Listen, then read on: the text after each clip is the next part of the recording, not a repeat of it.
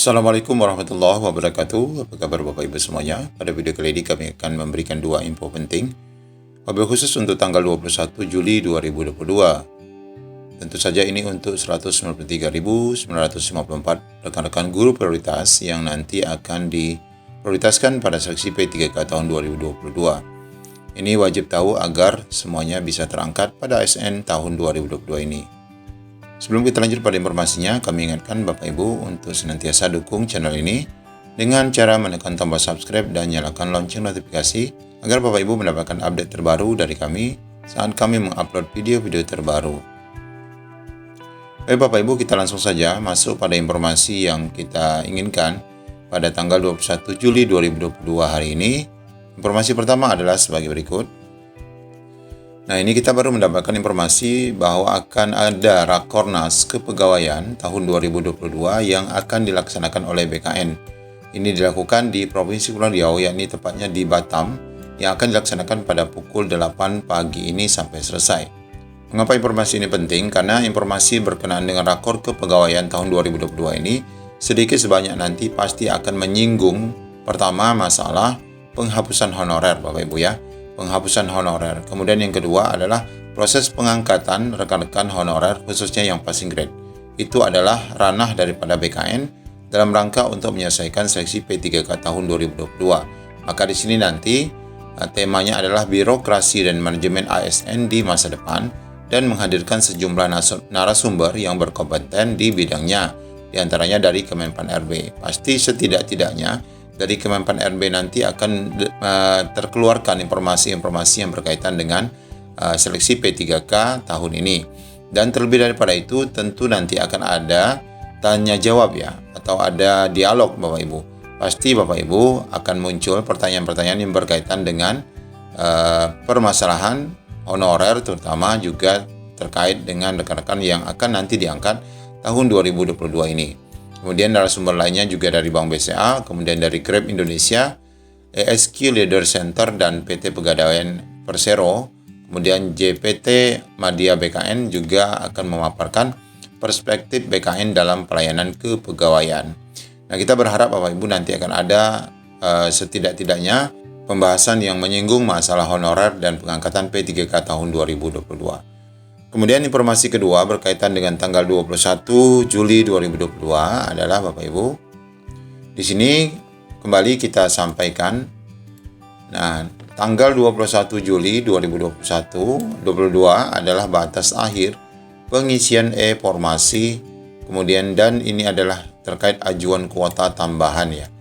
Nah, setelah daripada selesai tanggal 21 Juli 2022, maka kita seluruh pelamar honorer ini, khususnya juga yang prioritas ataupun yang non-prioritas, itu diminta tetap memantau laman SSCSN. Semoga tidak ada penundaan-penundaan lagi. Hal ini penting karena memang dari lini masa Bapak Ibu terkait pengangkatan P3K khususnya untuk pengangkatan yang 193.954 ini akan dilakukan pada bulan Juli sampai dengan Agustus. Nah, lini masa ini penting untuk kita karena tidak ada waktu lagi Bapak Ibu. Kalau ini tidak dilakukan, maka akan terus molor sampai akhir tahun 2022. Nah, ini kaitannya dengan nanti Bapak Ibu harus memantau laman SSCSN masing-masing.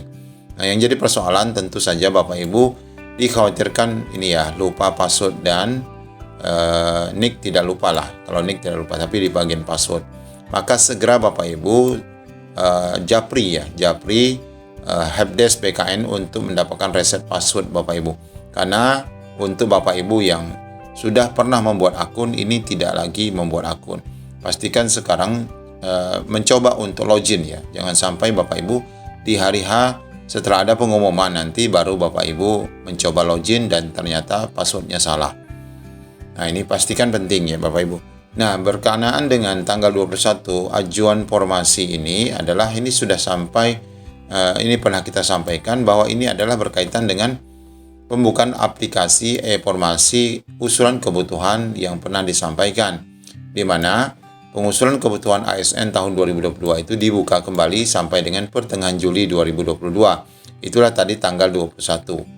Ya, hal ini berkenaan dengan kekurangan formasi dan kuota, sehingga Pemda diharapkan dapat mengusulkan kembali melalui e-formasi agar rekan-rekan yang 193 guru yang sudah lulus passing grade tadi dapat terakomodir. Nah, apabila instansi tidak mengubah usulan, artinya tidak ada penambahan usulan Bapak Ibu, nah ini yang dikhawatirkan akan mengganggu proses pengangkatan ASN tahun 2022 ini, dan kita sudah dengar kabar banyak sekali Pemda yang akan akhirnya mundur sampai tahun 2022 dan 2023 dan 2024. Maka apabila tidak ada usulan, instansi tidak mengubah usulan dalam waktu yang sudah ditetapkan, yakni tanggal 21 Juli, maka usulan kebutuhan itu akan menggunakan data yang diajukan pada November 2021.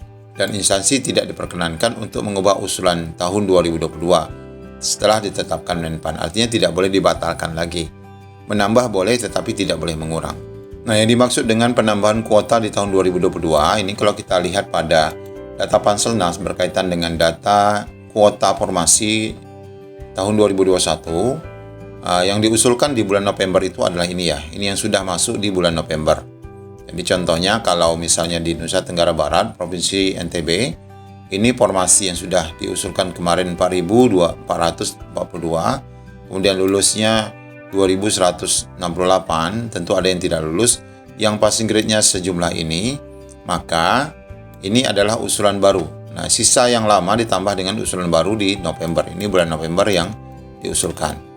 Bagi rekan-rekan Pemda yang tidak mengusulkan, contohnya di sini ya, di Tabanan Bali, di Klungkung ini, ataupun mungkin di daerah-daerah lain yang usulannya sangat kecil.